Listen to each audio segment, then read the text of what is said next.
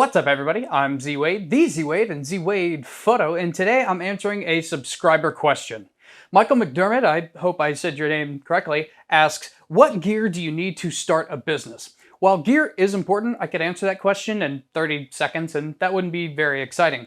Instead, today I'm going to go through some tips on starting a photography business and the bare minimum of what you'll need to get it going. Step 1. What kind of photography will your business provide? It's likely that you already know what kind of photography you want to be hired for, so here I can only suggest that you aim to expand it in the future. For the sake of this video, I want to assume you started your photography journey like many others, and that is not in sports action and wildlife.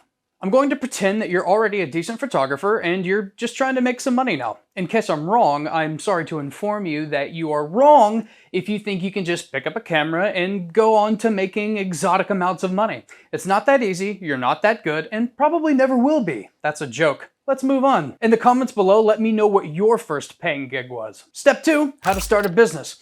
You need to legitimize your business. By that, I mean, unfortunately, get things in order to pay taxes. To do that, you need to decide if you're going to become a sole proprietor or a single owner LLC.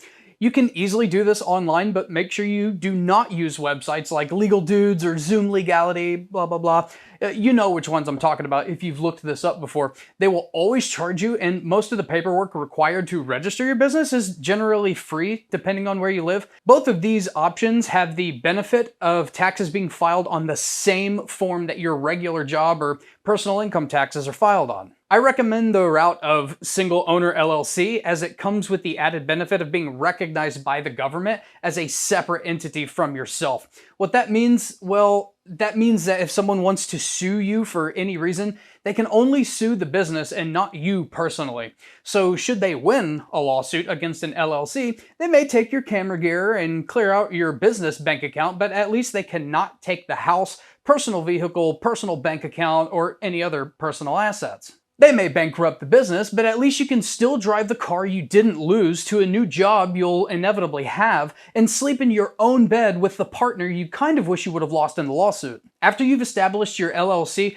you want to make sure that you get some insurance, and fortunately, it's super affordable. The insurance should include some kind of medical coverage should anyone get hurt, as well as coverage for your equipment should anything be stolen or destroyed in some manner. Just to give you an idea, my insurance has enough coverage for my gear specifically that should I be so smart as to take my entire collection of gear out into the field, all but a few $100s would be covered. Since I can't physically carry everything I own out into the field and I never keep all of my equipment in one place, I will always be covered.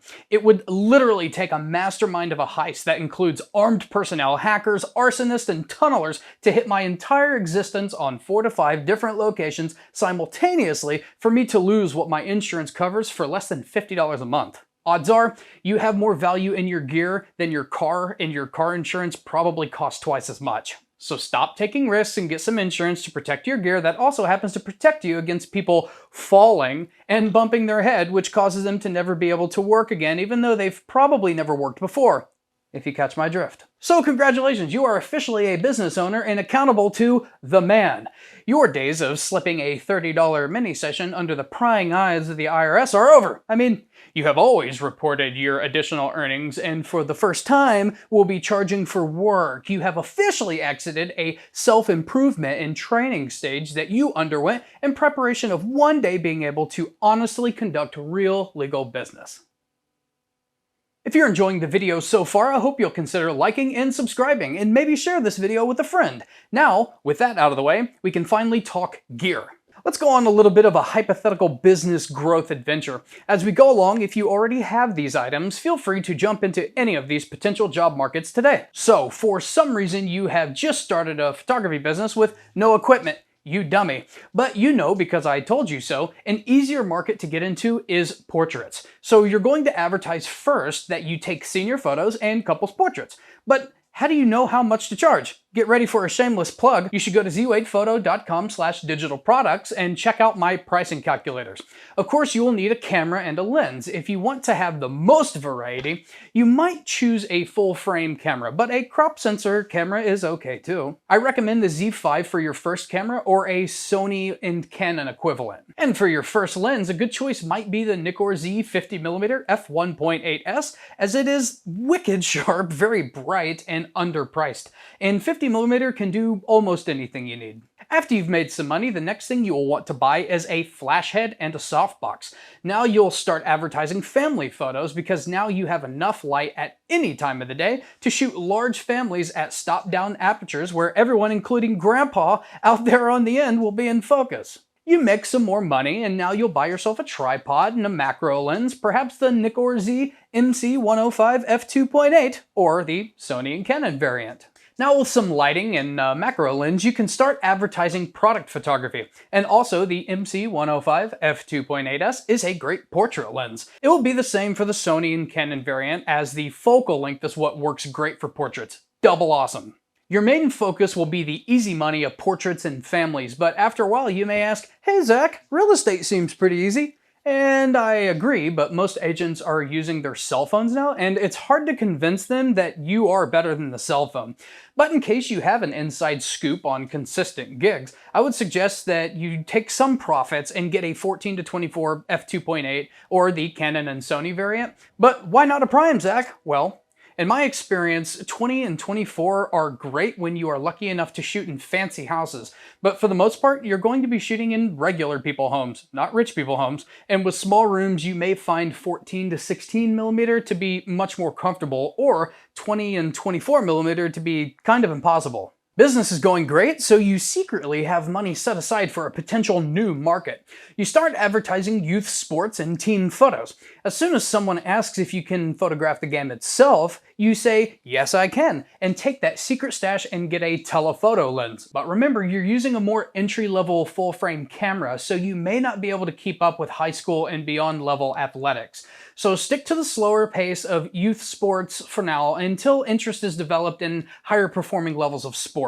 Unless you're me, I absolutely hate shooting sports. I also absolutely hate shooting weddings, but in case you want that money, and there is a lot to be made here, now we are talking about big bucks worth of gear.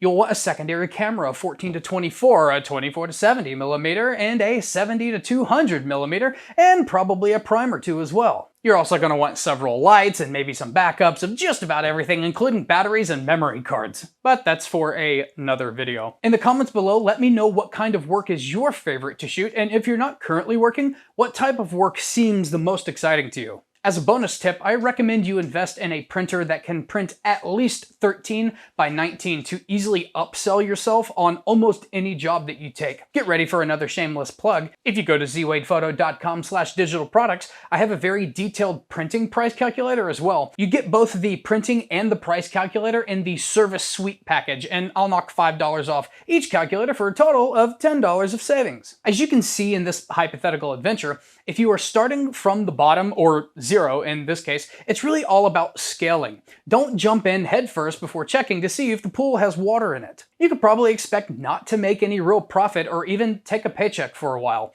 It's always better to be ready for the next job before a customer inquires. Reinvest and soon you will be ready to say yes no matter what the job is.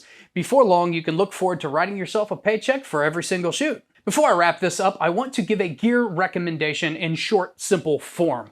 If you're starting a business right now, I wouldn't advertise at all until you have the following.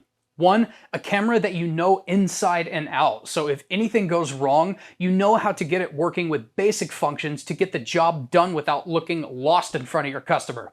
2, a nice mid-range prime with f1.8 aperture, so you can take on any job from portraits to groups to even small events. 3, personally, I wouldn't start a business myself unless I did have that printer we discussed earlier. Printers are generally cheaper than most camera lenses and way cheaper than most cameras, yet offer a very low labor intensive way to collect additional revenue. Just make sure to use better paper than the big print houses and include that fact in your sales pitch. I want to thank Michael for being a subscriber. You asked and you received. Hopefully I was able to answer your question and some. I'm Z Wade, the Z Wade, and Z Wade Photo, and we'll talk soon.